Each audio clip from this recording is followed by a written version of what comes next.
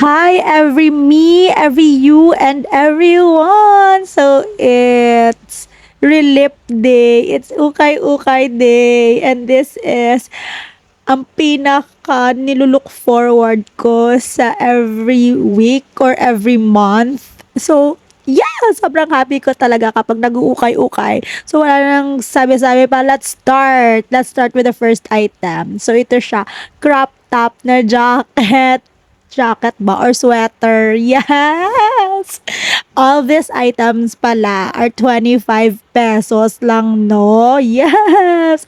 This Latina Filipina, grabe naman ang Latina Filipina. This Filipina is okay-okaying. Yes! Sobrang stripes. Ang ganda nito ng purple one. Kasi parang nagla-light yung skin tone ko, right?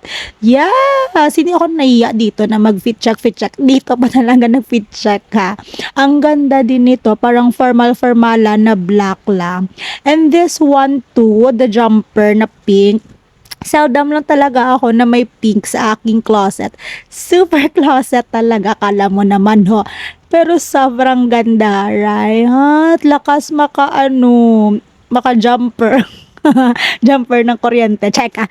Chararat. At ito na yung tie-dye na jacket na hindi ko na tinry kasi sobrang ay grabe, ang bilis ko.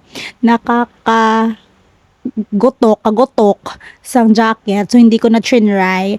And this one is the pants, no? Sobrang naganda na ako, pero walang botones to, ha? Pero sige lang, gi-comment pa si tita, sabi ni tita, kunin mo, ang ganda, bagay sa'yo. Bako sige ta, ilalabhan ko lang yung mga stains. Ilalaban yung mga stains. At ito, hindi ko na na-try kasi sobrang fitting nito. Pero, i-look nyo na lang sa OOTD vids ko, no? And gusto ko talagang magka-colored na mga pants. That is why, kinuha ko ngayon yung mga colored, mga green, mga pink, and basta colored. So, ito yung tatlo yung nakita ko. Sobrang ganda ng fit nilang tatlo. And may black din ako na top na nakuha. So, yun lang. Bye!